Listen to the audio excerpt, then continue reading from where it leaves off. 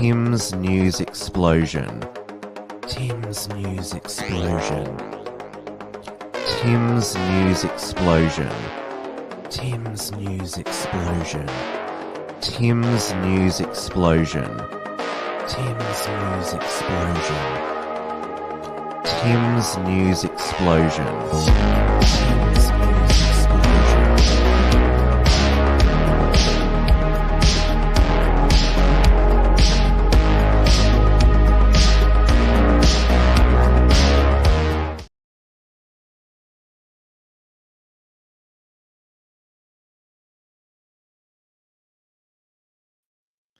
Hello, everyone, and welcome to the first Tim's News Explosion for the new year on this Monday, the 2nd of January, 2023. Happy New Year to all of you joining me live on the Wilmsfront YouTube, D-Live and Odyssey channels.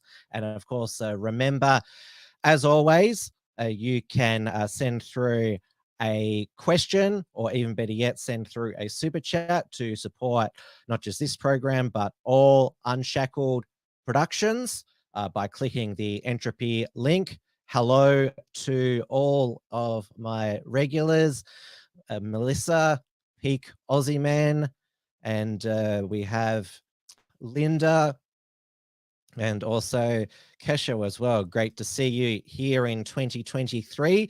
It is 8:30 p.m. here in Melbourne, Victoria, where summer is in full swing.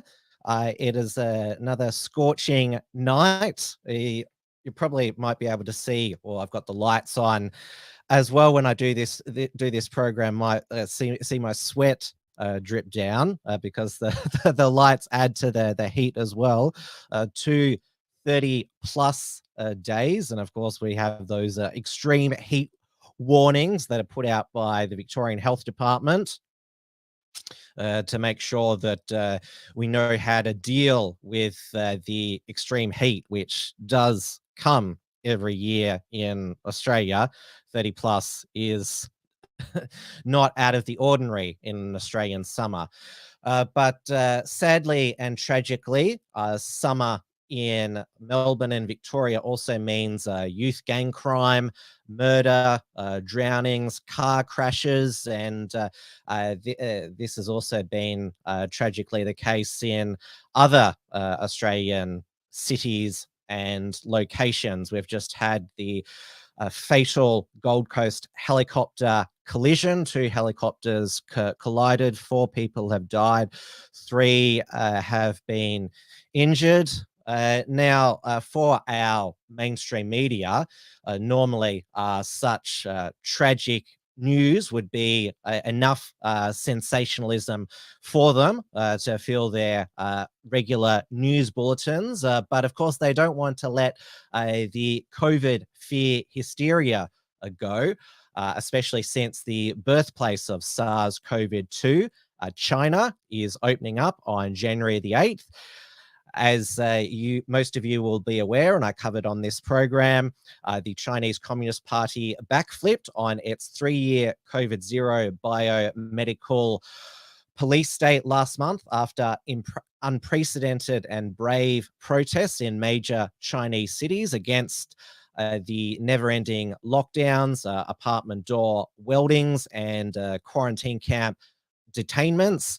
This, of course, is good news that the Chinese people will be free, well, as free as they can be, in a one-party communist dictatorship.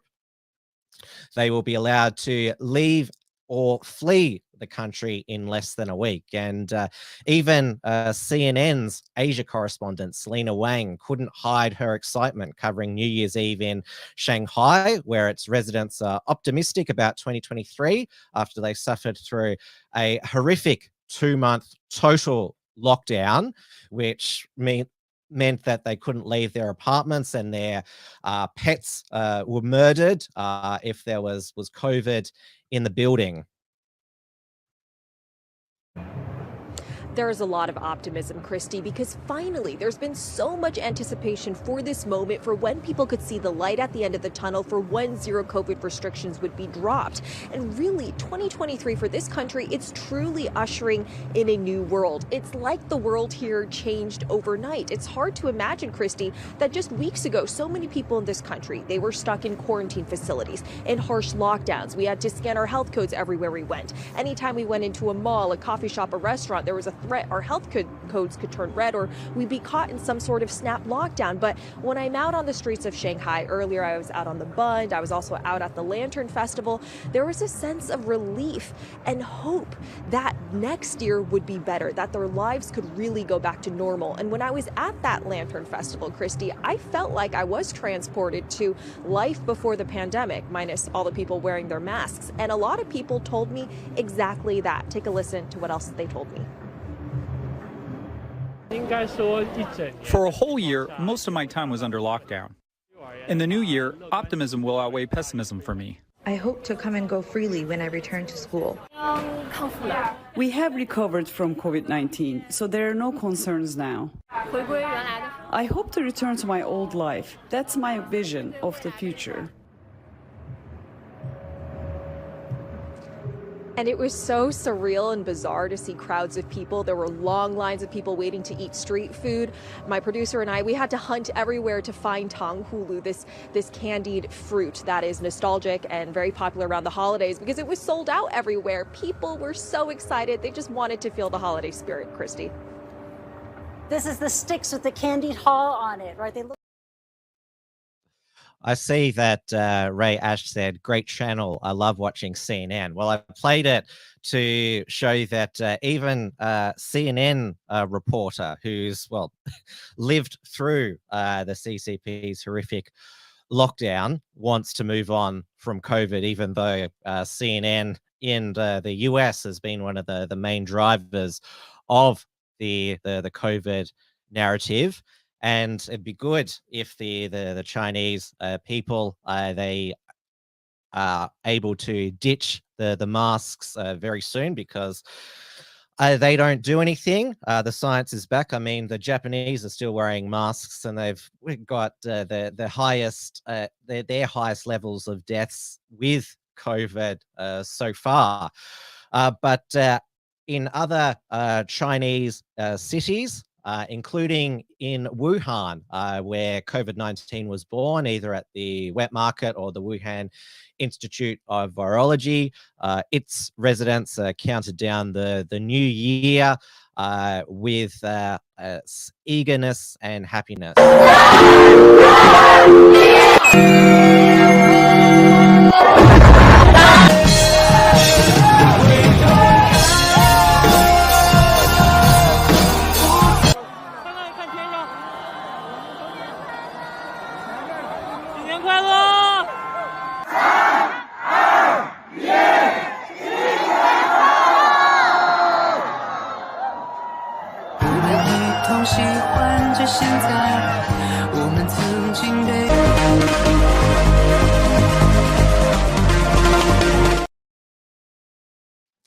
And now Lunar New Year, which will be the Chinese Year of the Rabbit, is on January 22nd. Many Chinese people will take the opportunity to travel abroad for the first time in over 3 years. Now, this should be a good news story with the CCP. For a dictatorship actually listening to what their people want, bringing down the bamboo curtain after 3 wasted years, failing to prove to the world that COVID-0 was sustainable or ethical. So the last COVID-0 holdout has fallen. This should be good. The pandemic should be totally officially over. But no, here in the West, we're told we should be afraid because China's reopening, they are having their first real wave, and they could bring COVID here. And the CCP, they've shut up shop with their mass testing and sequencing since they're living with the virus now. It's like some are wanting a rerun of 2020 again, with fear of the China virus, as Trump called it, and that some super ninja mutant variant might take off there and restart the pandemic, or there might be SARS-CoV-3 brewing. So most Western nations are now demanding from January 5, travelers from China produce a negative COVID test before arriving. Most Western nations followed the lead of the Biden administration and Italy's Giorgia Meloni's government. That's a strange combination there. So they both decided that this was a good idea, but I thought travel restrictions against one country, against China, was racist. Let's flash back to 2020 to see what candidate Joe Biden said about Trump's China travel ban. Coronavirus emanated from China. A national emergency, worldwide alerts. The American people need to have a president who they can trust what he says about it, that he is going to act rationally about it. In moments like this is where the credibility of the president is most needed, as he explains what we should and should not do. This is no time for Donald Trump's record of hysterical xenophobia, and fear.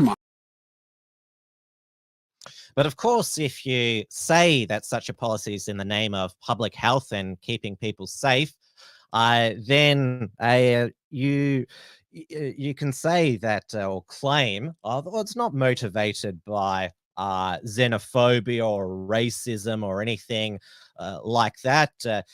Here in Australia, this is from just before the new year. The Albanese government initially resisted this international trend, and we had the Victorian president of the Australian Medical Association, Rod McRae.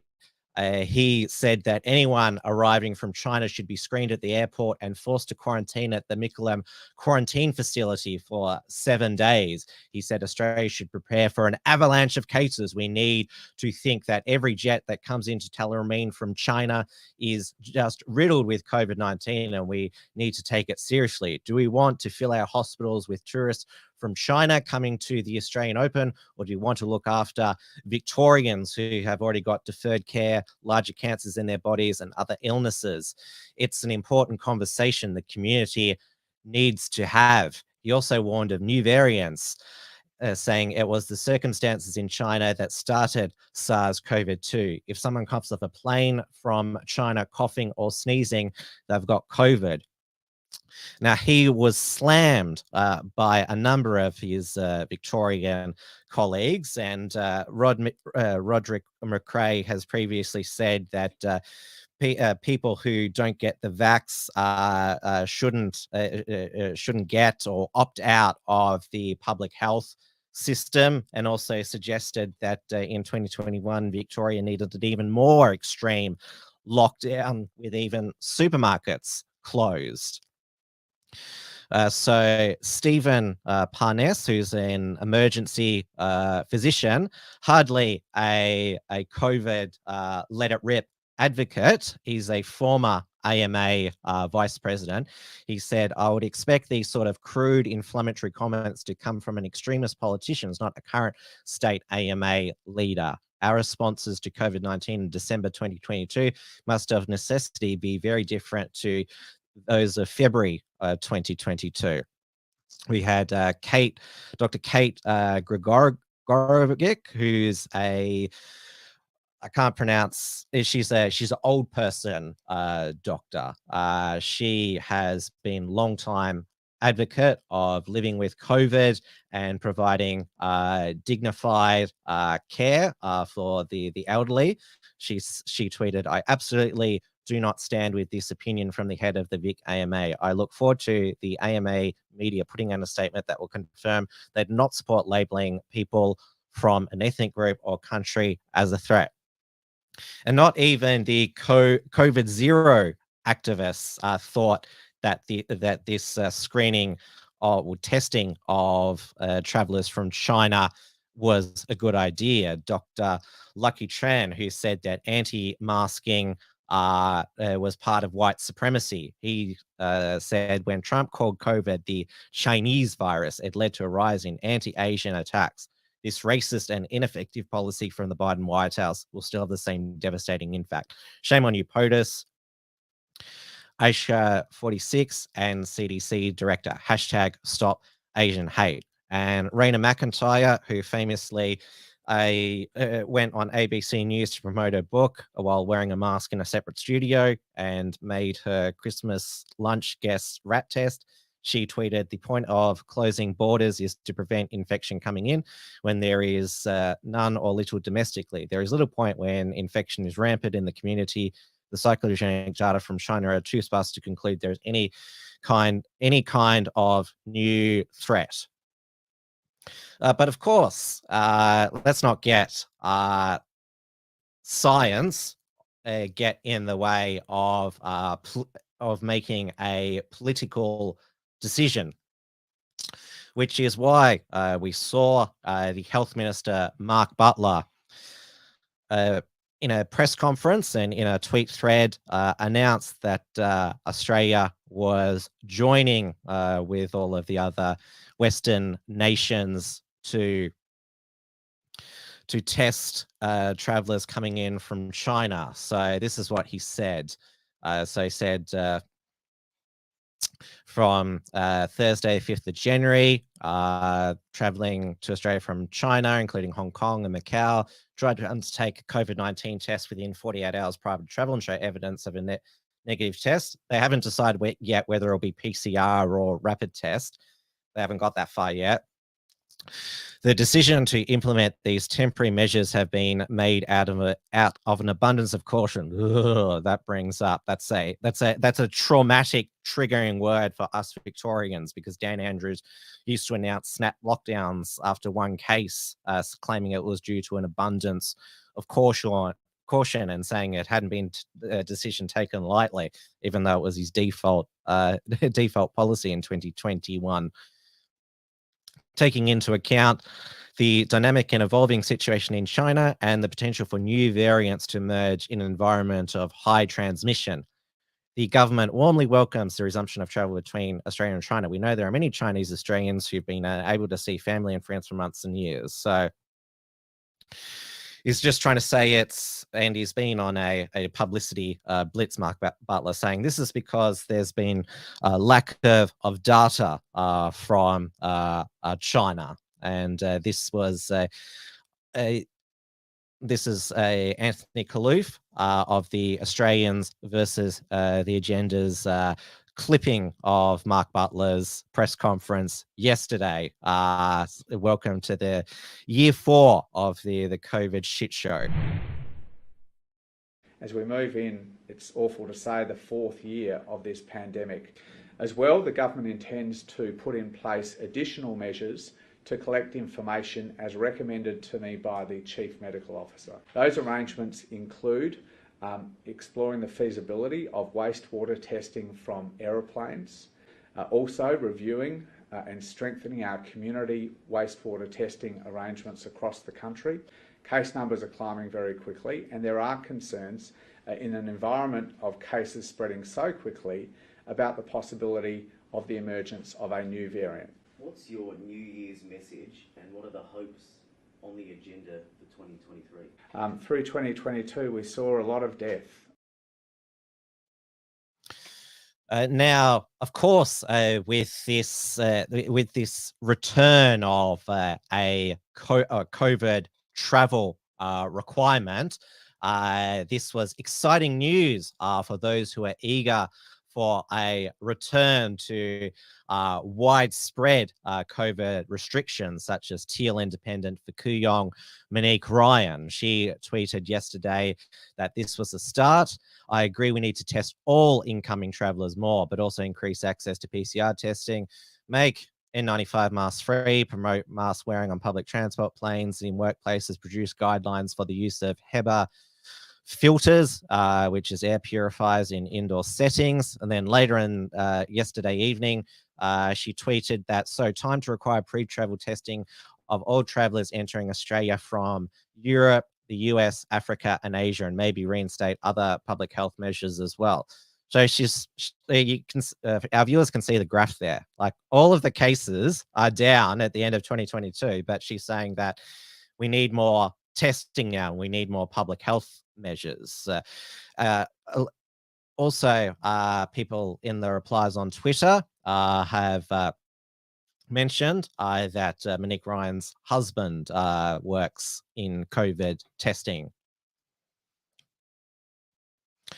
Now, the reason why that we have people like Monique Ryan saying that we should test all travelers coming in from overseas because there's the new Kraken variant, we're told, running rampant in the US and UK, XBB 1.5 Omicron recombinant. Now, the return of any form of COVID regulation should be vehemently opposed. So it was so disappointing to see commentators like Nigel Farage demanding the UK government test Chinese travellers to the UK.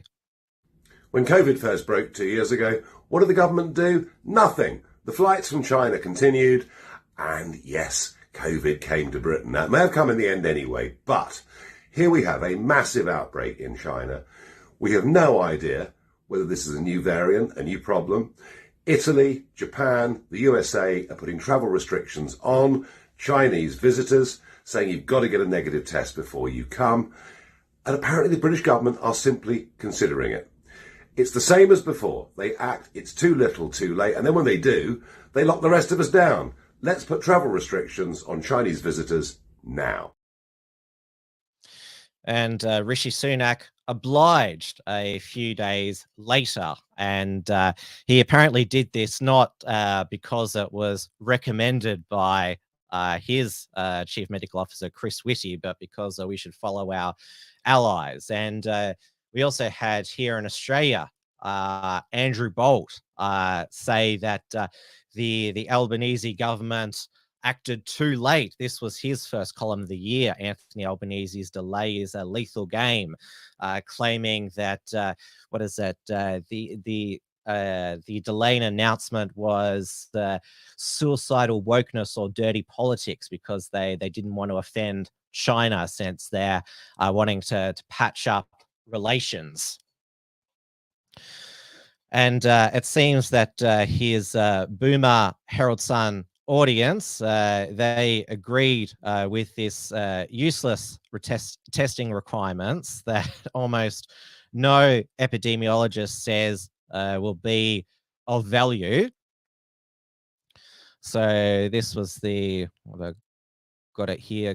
Yeah, here's the poll here in the Herald Sun. So, do you think Australia should introduce COVID-19 testing for travellers from China? 92% yes, 7% said no. You can see I voted no, and unsure 1% there. So it's a populist decision there, and of course, like, I don't trust the CCP, but. And like, there is still rightly a lot of suspicion about their intentions.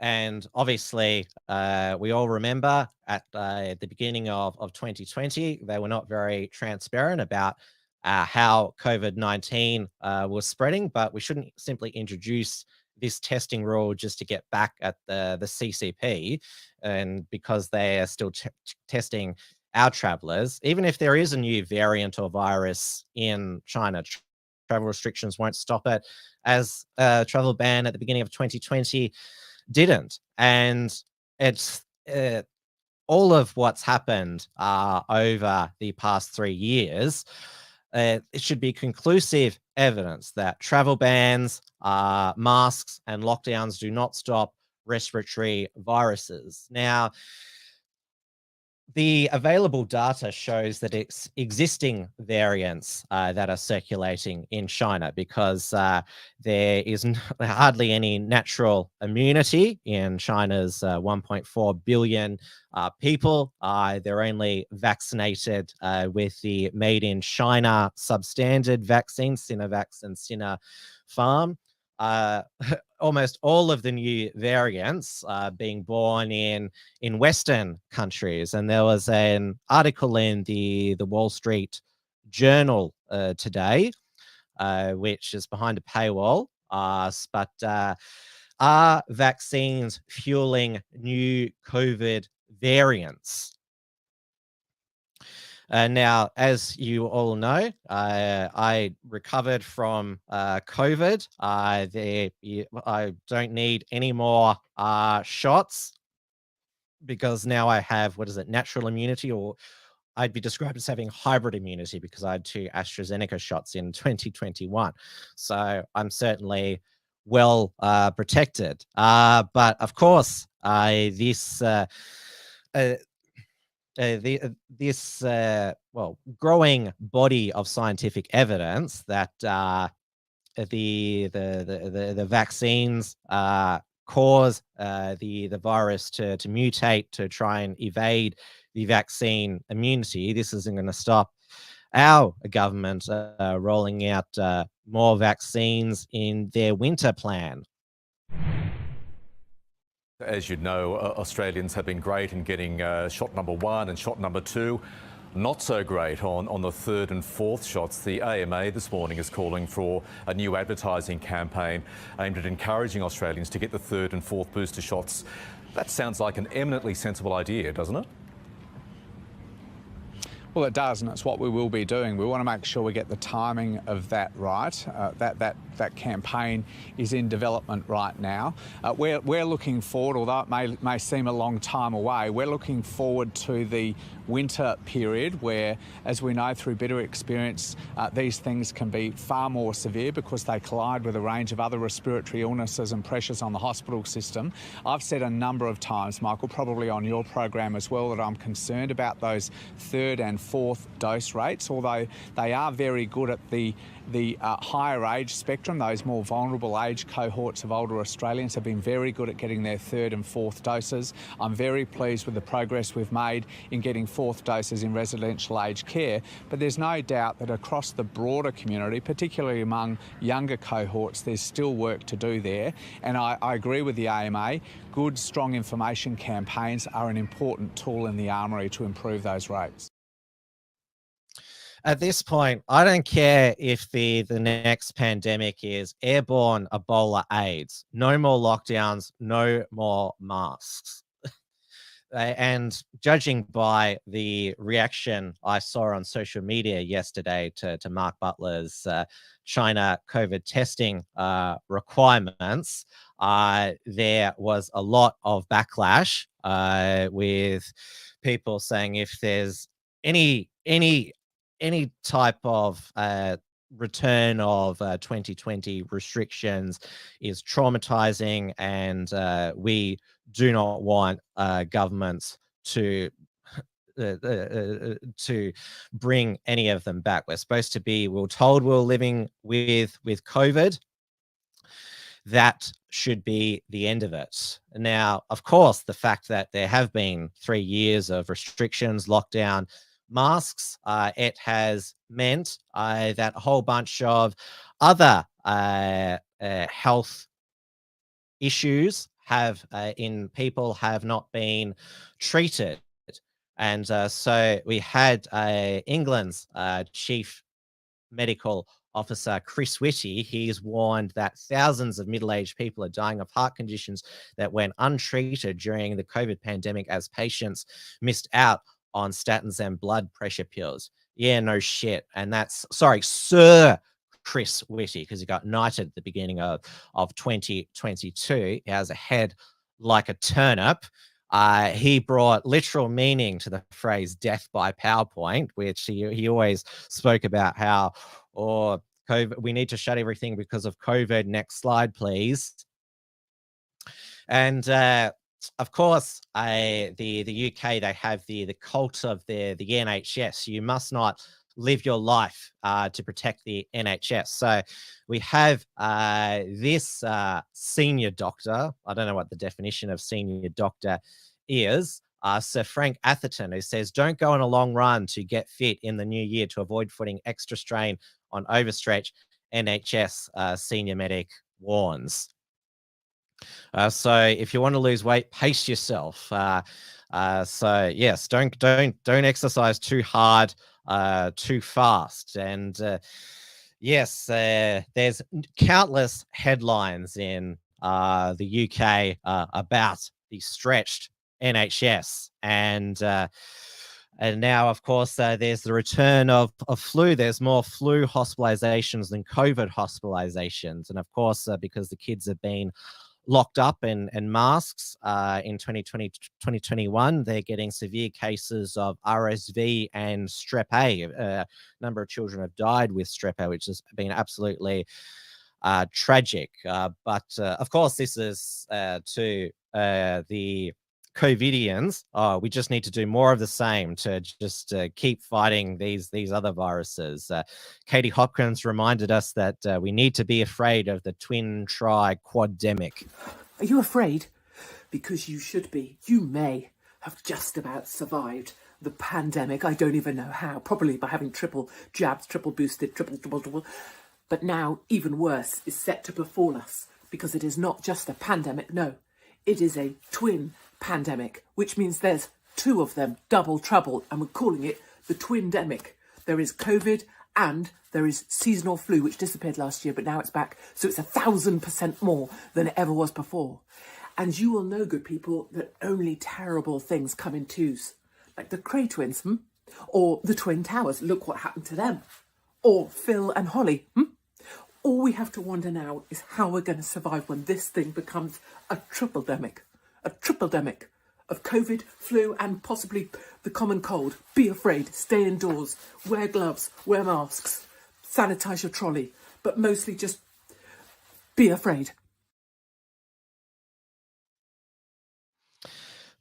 Stephen Morris says the UK should worry about immigration. No need to screen any type of illegal immigrant coming across the English Channel. Just only screen people at the airport. Same with the US. Only screen people coming in legally by plane, not illegally through the southern border, because that would be racist. Now, moving on to what I spoke about in my introduction is that the summer youth gang crime wave has sadly spread to other cities, and we had the tragic killing of a Brisbane mother, Emma Lovell, on Boxing Day. So there have been two teenagers who have been charged with her murder. She lived in the suburb of North Lakes in Brisbane. And they've also been charged with the attempted murder of her husband. So they cannot be named for legal reasons, and so their faces are blurred in these photographs here, but you can certainly see the skin color of these youths here. And so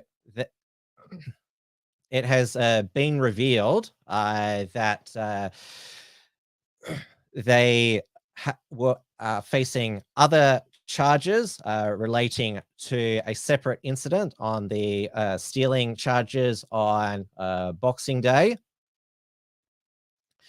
And so they were already, one of them was already on bail. And so we had you could say a panicked knee-jerk law and order announcement from Anastasia Palaszczuk. This was a press release. Tough laws made even tougher. So increasing the maximum penalty for stealing a car from 7 to 10 years in prison. More severe penalty of 14 years if the offence is committed at night. With offender uses violence or threatens violence, is armed or pretends to be armed, is in the company or damages or threatens to damage any property. Amend the Youth Justice Act requiring courts to take into account previous bail history, criminal activity, and track record when sentencing. Increase penalties for criminals who have boasted about their crimes on social media. Extreme high visibility police patrols. Fast track sentencing program in Brisbane, Townsville, Southport, and Cairns. Those children spend less time on remand, more time serving their sentences. Construction of 2 new youth detention centres. A trial of England immobilisers. I don't know what those are. The appointment of Assistant Commissioner within Queensland Police Services of Youth Crime Task Force Commander. The increased penalties applied to adults as well as juvenile offenders. Now, there have been some criminal justice reform advocates who've said that this won't work. Here in Victoria, the new Victorian opposition have been reborn as criminal justice reform advocates under new leader John Pesciuto, criminal justice reform shadow minister Brad Batten, and in their maiden speech, new Liberal MPs Chris Cruther and Evan Maholahan mentioned criminal justice reform, keeping young people out of prison, and giving implicit support to raising the criminal age of responsibility to 14. Now, as a libertarian, I don't think that people who've been convicted of non-violent offences should be sent to jail, such as if they've got unpaid fines. But obviously, if they're convicted of murdering somebody or they disabling them, then lock them up and throw away the key.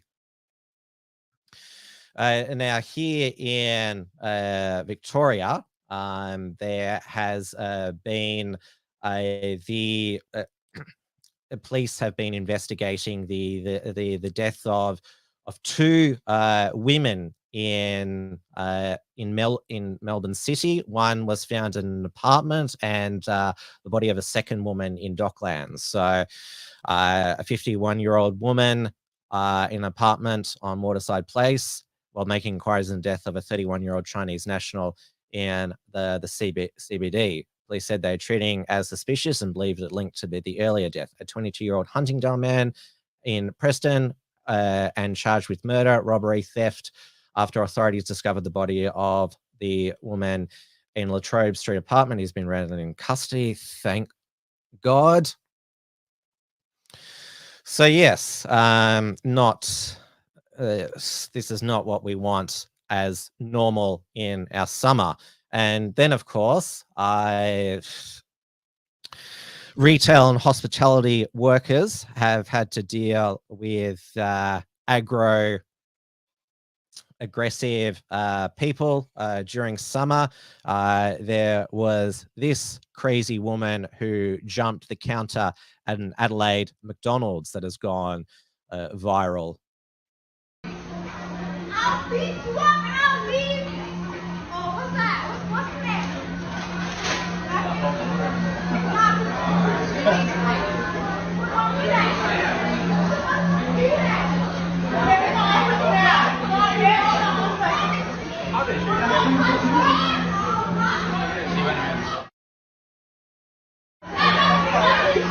You guys all shooting, right?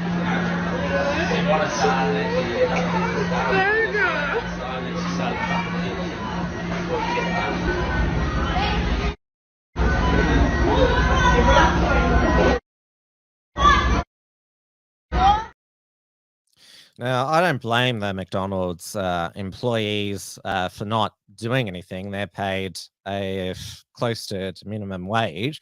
Why would they put themselves in harm's ways for their boss?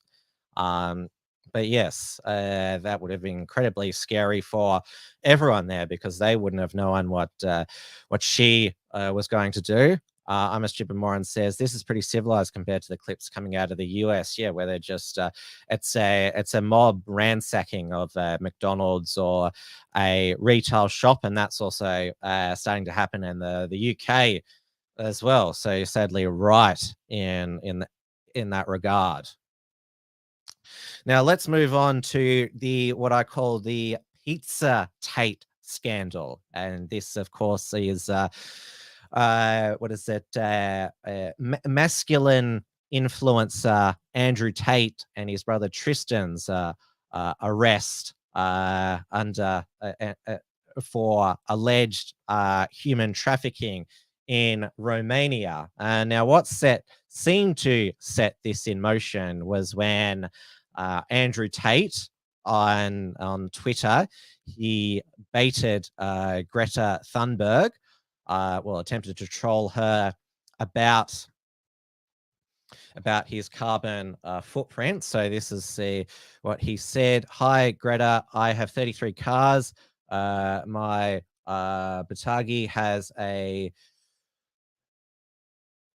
I can't read that 8-liter quad turbos, my 2 Ferraris. This is just the start. Please provide your email address so I can send a complete list of my car collection and their respective enormous emissions. And she tweeted, yes, please do enlighten me. Email me at smalldickenergy@getalife.com. Now, Greta, I think the reason that some people don't suspect that she tweeted that, but she has previously tweeted about small penises. So there was some study, scientists claimed that human penises are shrinking because of pollution. And so she tweeted, see you at the next climate strike. I didn't know that wanting to save large penises was part of Greta's climate change crusade. But obviously, males will know that it's the cold that makes penises shrink, not the warmth there. Now, Andrew Tate, in response to Greta's email address, he put out this video, which featured pizza boxes, which supposedly gave away his location in Romania. Release some greenhouse gases. I'm obviously a stranger to online controversy. It's not something I often do. But now, the mainstream press is commenting on the fact that I was informing Greta that my very extensive car collection with internal combustion engines, which run on dead dinosaurs, have an enormous emission profile. And she replied by telling me her own email address. Greta's email address is, I have small dick energy. Why would that be your own email address, Greta? Strange. I mean, obviously, I don't want to assume her gender. It's 50-50, but it is what it is. I'm not actually mad at Greta. Please bring me pizza and make sure that these boxes are not recycled. Thank you. So I'm not actually mad at Greta, right? Because she doesn't realize she's been programmed. She doesn't realize she's a slave of the Matrix. She thinks she's doing good. Someone has sat her down and convinced her to try and convince you to beg your government to tax you into poverty to stop the sun from being hot. And then, because I called her out on it, the global matrix got this bot farm to like and retweet and all this bot commenting to try and pretend that her telling me that she has a small dick in her own email address somehow teaches me a lesson. Welcome to a new episode of The Clown Show. But now I know, at least, that Greta, with a little hate-filled face, bitter, sitting somewhere without the heating on, in the cold, a little hat, shivering, views my tweets, which is going to make my Twitter account far more fun into eternity. And now the Romanian police said that, no, we already knew that Tate was in Romania and so it wasn't related to the pizza boxes. They made sure that there were lots of cameras there to film the arrest of Andrew Tate and his brother Tristan. The Romanian authorities arresting this poor, well, he's not poor, but this migrant of color.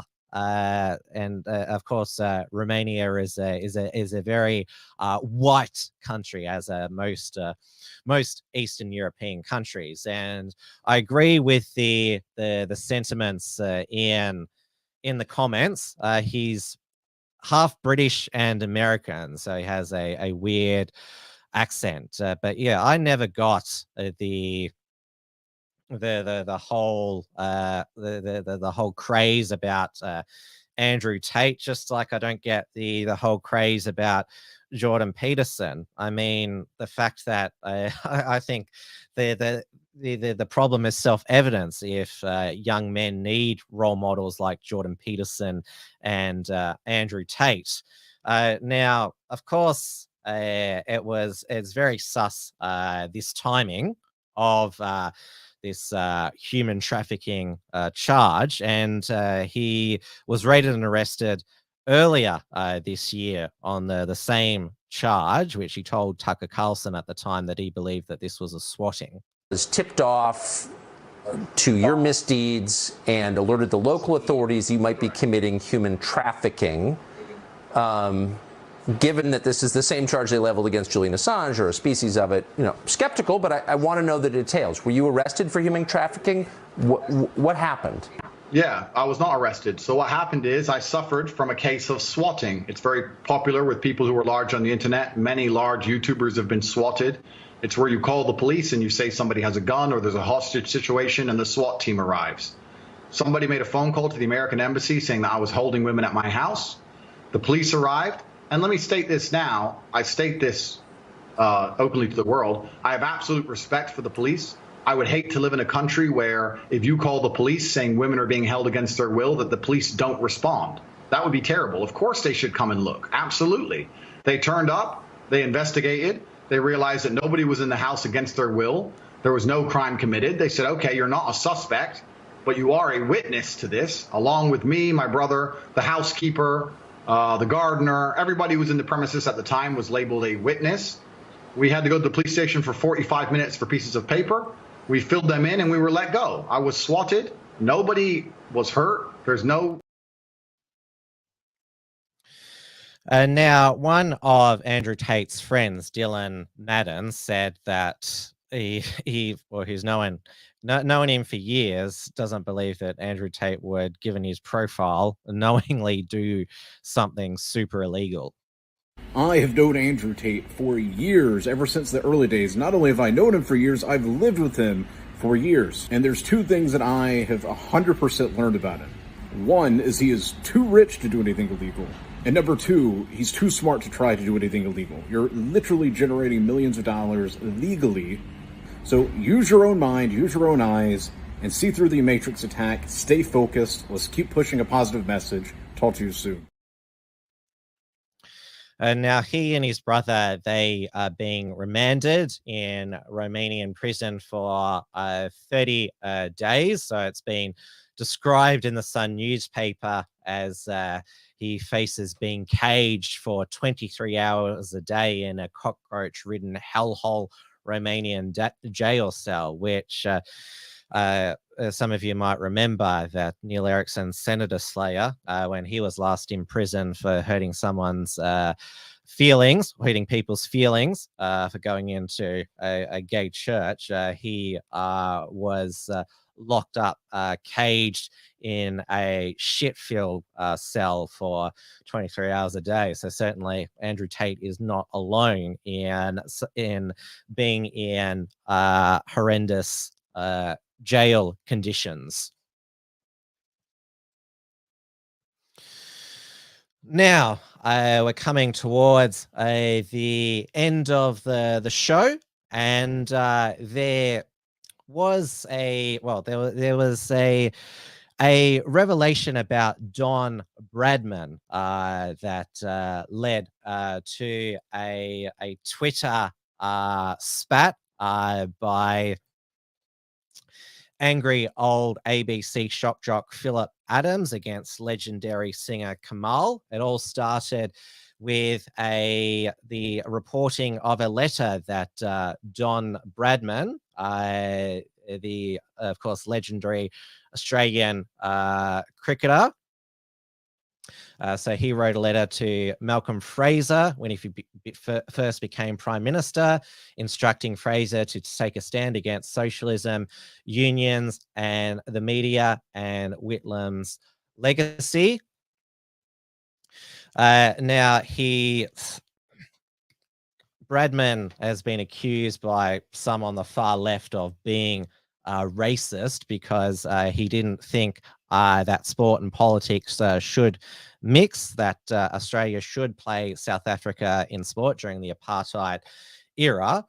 And so in response to these racism accusations against Bradman, who of course is not alive to defend himself, Kamal responded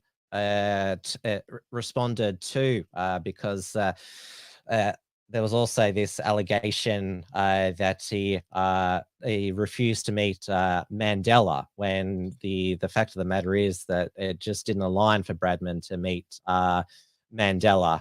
So Kamal tweeted, "Why do you think Sir Donald Bradman refused to meet Mandela? Why do you think the greatest ever sportsman welcomed me at his home in August 1988 every year till he left us in 2001. He also left me letters and wrote to me every year." And Philip Adams said that clearly, Kamal, he made you an honorary white, whereas one of the most towering political figures of the 20th century was deemed unworthy of Bradman's approval. And Kamal responded, daring to suggest that John Bradman invited me to his home in August 1988 as a token white is disgusting at best. You may be white, but oh, your soul is black. It's ironic to note vocabulary is excellent. Why are people so unkind? Which of course is Kamal's catchphrase. Kamal is 88 years old, and of course was a regular on Hey Hey It's Saturday. He is one of Australia's last living legends. So he was a migrant to Australia, but he's 100% Aussie. He's half Malaysian and half Tamil Sri Lankan. And he is a supporter of the conservative side of politics. He does back the Liberal and National parties normally when it comes to elections times. One of the nicest people who've met him say that he's one of the nicest people that you've ever met, which is why he has the catchphrase, which is, it's still relevant today. Why are people so unkind? And yes, typical old angry lefty ABC shock jock to give Kamal that abuse for defending his friend and not going along with the narrative they want people of color to go with. Now, also, we had a drop in late in the last year that the Scottish police who arrest people for wrong speak, and they can now arrest people for saying the wrong things in their private home. They described pedophiles as minor attracted people, MAPS. So this is something that academia is certainly trying to call pedophiles minor attracted people. So this was in their year-end report discussing the European Union's Horizon Europe report that works to prevent child sex exploitation. So the project's main aim is to develop understanding and approach to avoid the victimization of children by engaging minor attracted people, MAPs, and providing them with the necessary support, treatment, and guidance to prevent criminal activities. And so Police Scotland responded to the concern by saying it was using the EU language and say that they do not use the term minor attracted person. The term was used in commissioning documents for the EU, so they've blamed the EU, which Croatia has just joined the EU, so I suppose they'll be using that term MAP in their documents going forward. Now, to top it all off, now, of course, we had that ridiculous trans TikToker Dylan Mulvaney interview President Joe Biden last year, who carries tampons around, even though Dylan Mulvaney has a penis. And now we have this other trans girl. That's what, Dylan Mulvaney got famous by having Diary of Girlhood. This trans girl has put out a video claiming that they are getting their first period. Why? Stop. Why is this thing not hot? I swear to God, if anyone says welcome to womanhood, I'm gonna lose my... And Ashley St. Clair put on Twitter that trans women are inserting frozen tomato paste into themselves to merit a period. I'm so sick of pretending these people are not. Where are they sticking these sticks of tomato paste? I don't really want to know. I mean, yes. Now, I will finish off the first news explosion for 2023 by summarizing the bringing in of the new year around the globe. Obviously, I covered how excited they all are in China, that 2023 is going to be a bit more free for them. Last year, New Year's Eve celebrations, of course, were only the vaxxed were allowed to gather to watch them, and there was still social distancing. No such restrictions were in place this year, though people got a bit too close together in Sydney and Melbourne, where there was a crowd crush, which thankfully no one was significantly injured. But of course, these are scary. There was that horrific Halloween crowd crush, which was deadly in Seoul in South Korea. So yes, they certainly would have been fearful for the people there. In the Dutch city of Rotterdam, one of their bridges, was somebody projected onto it a White Lives Matter message.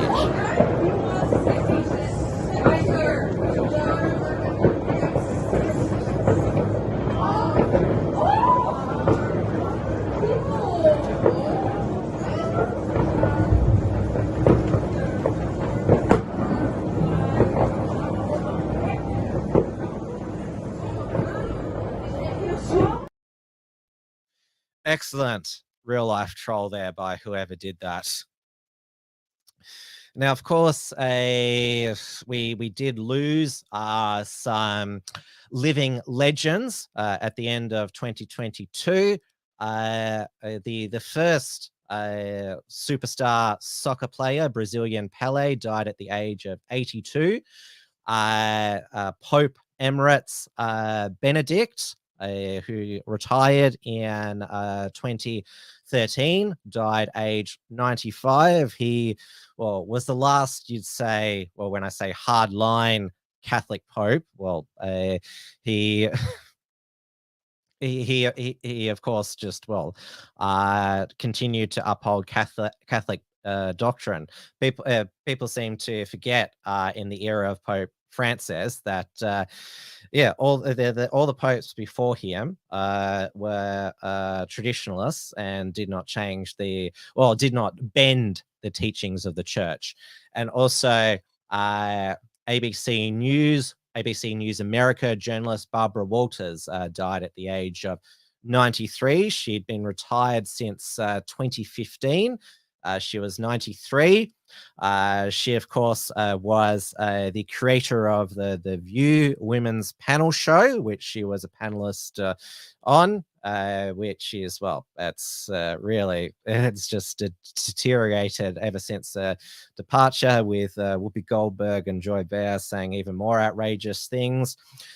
She got all the big world leaders for interviews, and of course she had her 10 most fascinating people. She was able to press her interview subjects without being a bitch. That was her skill there. And we also saw in Australia the release of the 2002 Cabinet Papers, which revealed the Howard government's legislative responses to the 9/11 terror attacks the previous year and the 2002 Bali bombings, and the months when there was the first mention of possible which turned out to be non-existent weapons of mass destruction in Iraq. So they're always a big deal in the beginning of the year. And of course, January 1 is also the anniversary of Australia Federation.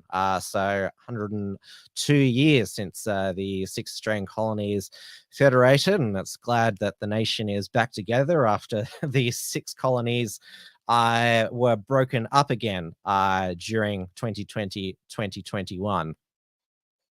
So thank you all for watching the first Tim's News Explosion for 2023.